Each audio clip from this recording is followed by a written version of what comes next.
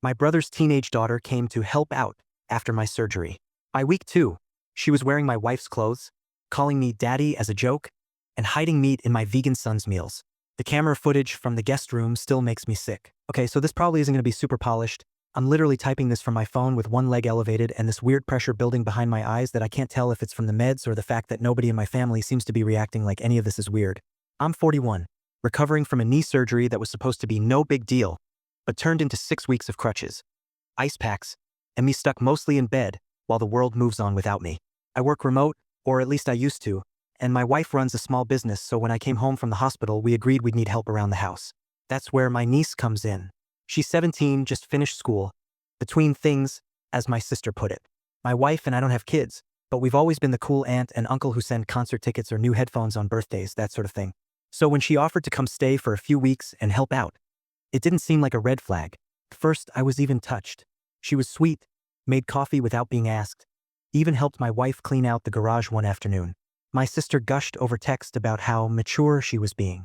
But something shifted around the end of week 1. Little things, weird things.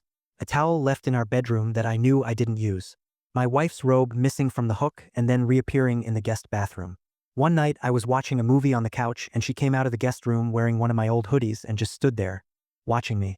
Said she couldn't sleep and asked if I wanted company. That was the first time I got that sick feeling. You know the one. Like your stomach is 2 steps ahead of your brain and screaming for you to run while your mouth is still smiling politely. I brushed it off. Told myself she was just a kid being awkward. But that's not what this is. It's not just awkward. It's calculated. And I know how insane this is going to sound. But I started saving screenshots, notes, dates. Because if I ever tried to explain this out loud, I knew no one would believe me. But then I checked the guest room camera. And after what I saw there, I don't care if anyone believes me. I just want her gone. I should have trusted my gut sooner. That's what eats at me the most now. Not what she did. Not even what she said. But how many times I gave her the benefit of the doubt just because I didn't want to seem like the weird uncle with an overactive imagination. But there were signs. Oh God, there were signs. Looking back, it feels like walking backward through a house full of lit candles and realizing every one of them had already started a fire behind you. So, like I said, at first it felt fine.